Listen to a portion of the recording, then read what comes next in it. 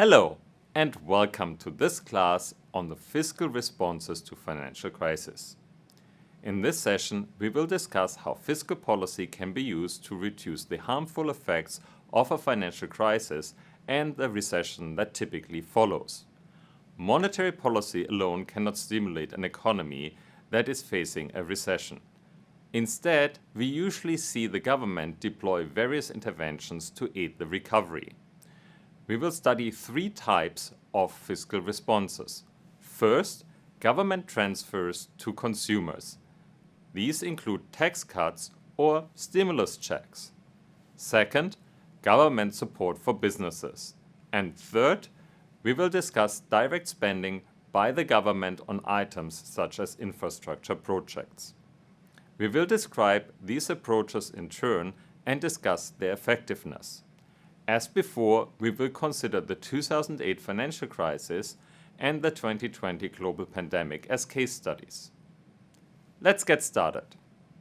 In any economy, total output, or GDP, always consists of the following: private consumption C, business investment I, and government spending G, and net exports, which is exports sold overseas minus imports, or NX.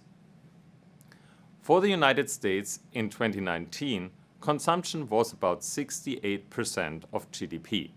Business investment was 17%, government spending was 19%, and net exports was minus 4%, which means the US imported more than it exported. So consumption was by far the largest component of GDP at that time. Now, let's have a look at what happened to private consumption in bad times.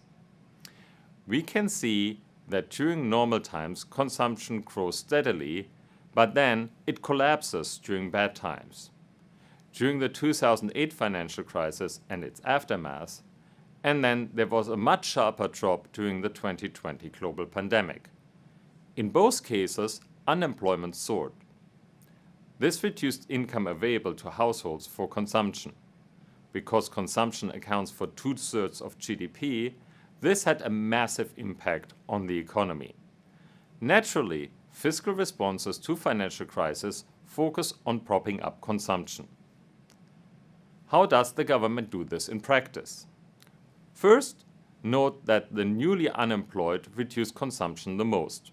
So, cutting income taxes won't help, as the newly unemployed do not have any income anymore. The other approach is to send out stimulus checks to all households. This has been done twice in the US. In 2008, an individual taxpayer could receive a payment of up to $600 and a couple up to $1,200.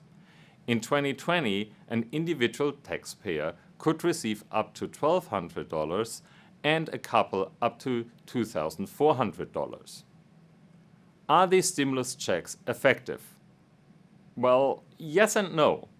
Recent research on the 2020 stimulus checks suggests that only 42% was spent on consumption, 27% was saved, and 31% was used to pay off debt. Why wasn't all of this spent? People with lower incomes did spend more of their stimulus checks.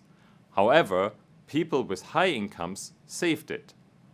Also, given the US economy was shut down, there were limited opportunities to spend the money. A second type of direct payment is more targeted: increased unemployment benefits. Unemployment benefits were extended in 2009 and then increased and extended during the COVID-19 pandemic. This is a much more targeted intervention. Payments only go to people who recently lost their jobs.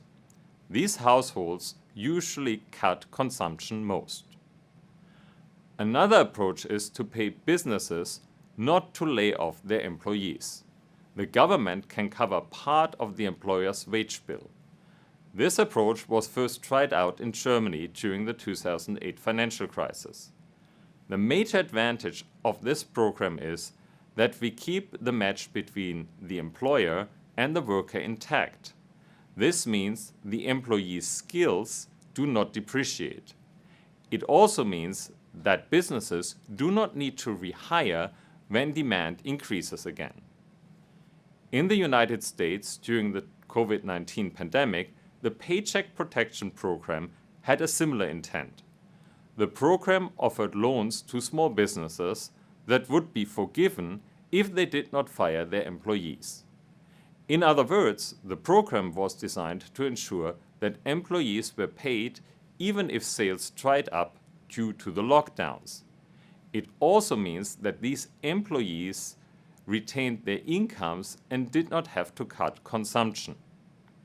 Putting these pieces together, direct transfers to households can support consumption and GDP during a recession.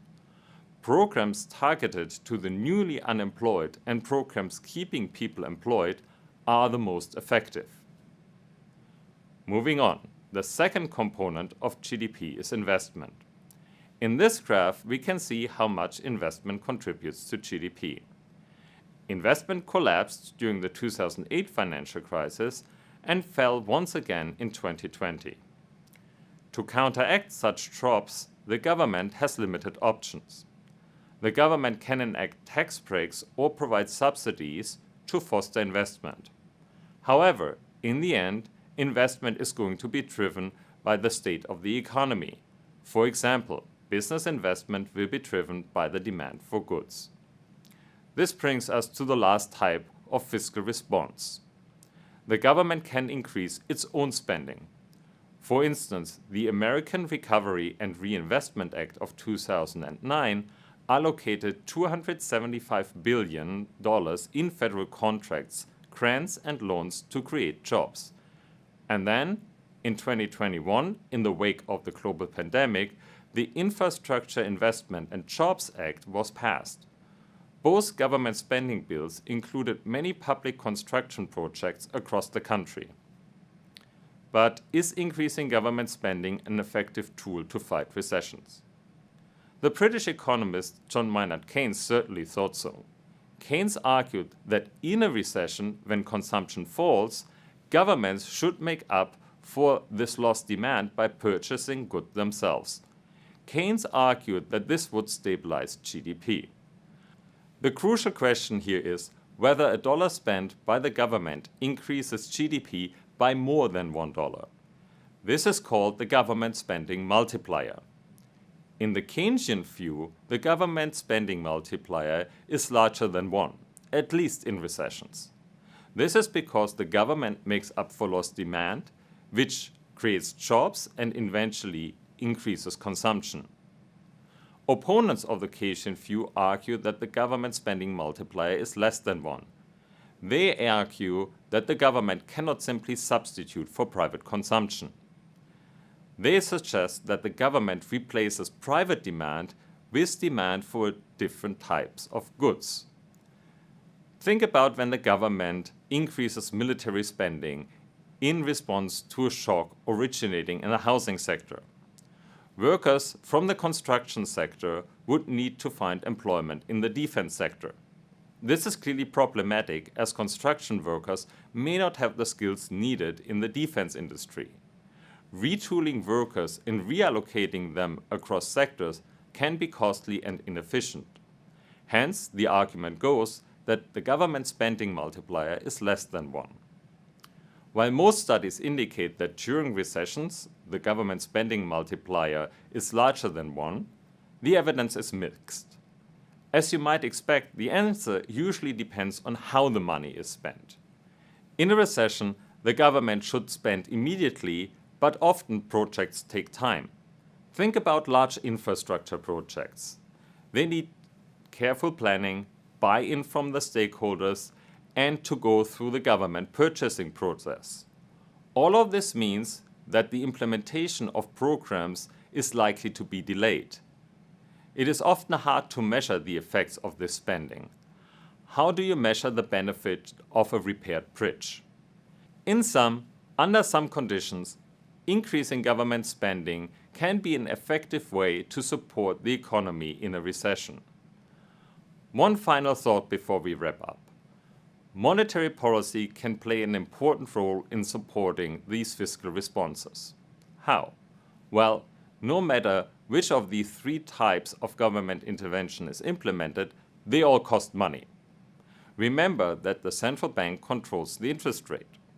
By lowering the interest rate, they can support a government stimulus program in two ways. First, it directly lowers the borrowing costs of the government. Second, it becomes cheaper for businesses to invest and for households to take out loans for consumption. This can amplify the effect of the government stimulus.